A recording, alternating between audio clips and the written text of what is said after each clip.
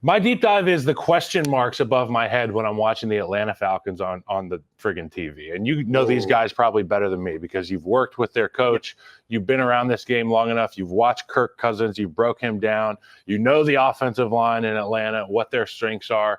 And obviously the strengths of that offensive line is running the football, setting up Kirk Cousins and whoever the hell the quarterback is in Atlanta for the deep play action stuff every once in a while, but it's got to be that running game. It's all predicated on dominating the line of scrimmage.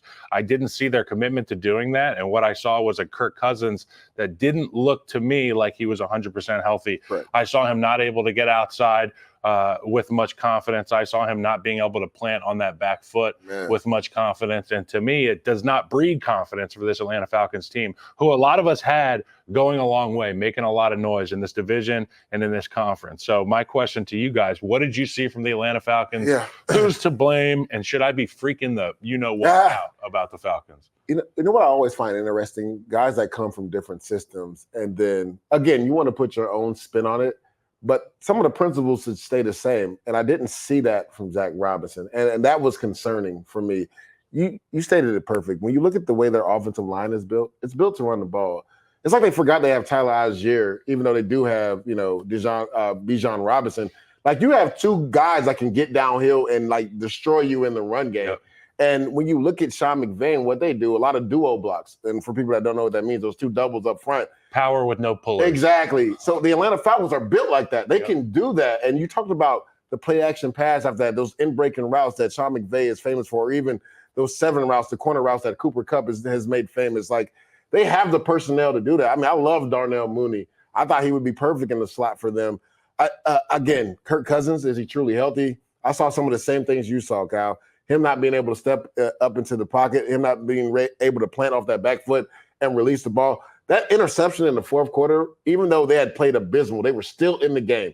There was no excuse for that interception. Like, that's an interception Kirk Cousins usually never throws. And I wonder, is he truly healthy? I know we were talking on set Monday, and I was saying, if he isn't truly healthy, do they think about maybe putting Michael Penix Jr. in? I think about it. The only issue is, I think if you put Michael Penix Jr. in, he's going to ball out. Like, and then do you never leave the field? That's the Wally Pip. And I'm saying, and do you not? You just gave a dude $100 million. Like, so what do you do in that scenario? So I don't think they're going to do it. But if they have any aspirations to make the playoffs, if Kirk continues to play like this, if he shows that he's not truly healthy, he's showing, because there's a lot of times it's mental too. He could be healthy in the Achilles, but maybe he just mentally isn't ready to step back on it and let that ball go. It could be a long year for the Atlanta Falcons, who a lot of people picked to win that division, including me. I'm curious because I know how much say the quarterbacks have in the first 15 in the game plan. And throughout the course of the week, Zach's obviously talking to his guy, Kirk, and he's saying, how do you feel on a 1 to 10 comfort level on this play? What do you think about this kind of action? When I say action, I'm like, mid-zone away, the boot to the right. That's an action descriptor. Like, what do you feel about this? I wonder if Kirk was just really honest with him and said, I'm not there yet physically to be able to do this, but obviously with my skill set and my experience, we should be able to run this offense the way that you're running it here, protecting my foot. To your point, I think we might see Penix in there, and it's not like Kirk isn't good enough. It's Kirk isn't healthy enough to run the offense that Zach Robinson has in play. That's the one that he has adopted through his years of learning football, and I think that Penix could be the guy to get them to bridge them to a healthy Kirk Cousins. I 100%. Like Kirk said, no play action. They're flat out, you don't run no play action passes after running the ball 21 times in that game. It's not like they abandoned the run at any point during that game. They still ran Bijan Robinson 18 times. No offensive coordinator in the NFL, I don't care who you are, even your Big Ben, when he said he didn't like to run play action, you still run a few just to keep defenses honest. To not run any means that Kirk was saying, I don't want to run any. Like, flat out. Like, you just – that doesn't happen. I'm not confident in it. Especially coming from where Zach Robinson came from, right? Sean McVay has been – correct. So, like, it was – or even Kevin O'Connell and the Vikings. So it's just like he clearly isn't – it doesn't seem like he's healthy. So that, to me, says he's not healthy. And at that point, if you have that – part of the game out of the playbook, I'm considering Penix. Now, it is, he's a rookie, but he played a ton of football, and it just opens up more things for you that you have to have opened up in today's NFL. If you're going to try to drop back pass every time, when you have solid receiving core, but it's not that spectacular, but you don't have the offensive line to do that, play action gives your offensive line time. Like, gives your offensive line a more favorable look more often than not. I can tell you why, too. as an offensive lineman, you run the ball. If I got Leger across from me, I know that he is a better athlete than me. This is why defensive linemen get paid so much money. They're just better athletes.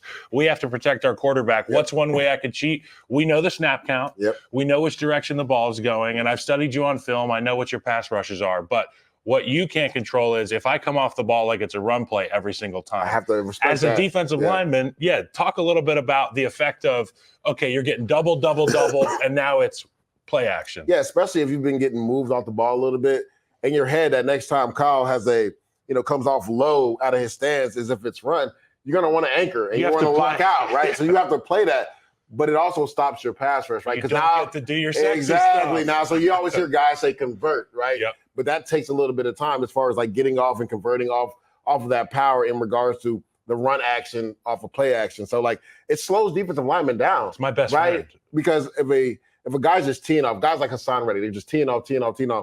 Well, if you start running towards him and then you give him that hard play action, he's gonna have to slow down because he has to set that edge. Yep. Then he has to convert. So that gives that quarterback just a half tick more to throw the football downfield. And if you aren't going to run play action, at least give some chips on TJ Watt. Oh, don't let Caleb McGarry. Now, why does nobody double team? Like, I don't understand that. Why does nobody double team? I say double team him, don't chip him, because as an offensive lineman, they hate that. One thing that I practice all week is how to block one guy. Now you add some guy from the running back room or the tight end room, and you're going to put my family's dinner at risk because he wants to half-ass it. Here's the deal. When you chip these DNs, sometimes they redirect, go across your face. Yep. It can be used against you. So do not chip. Put two guys on him, four hands. That's how we handled Aaron Donald. Correct. That's how I'm going to try to handle TJ Watt. Yeah, not like a the guy outside. Just full commitment. Yeah, like a full tight end inside him.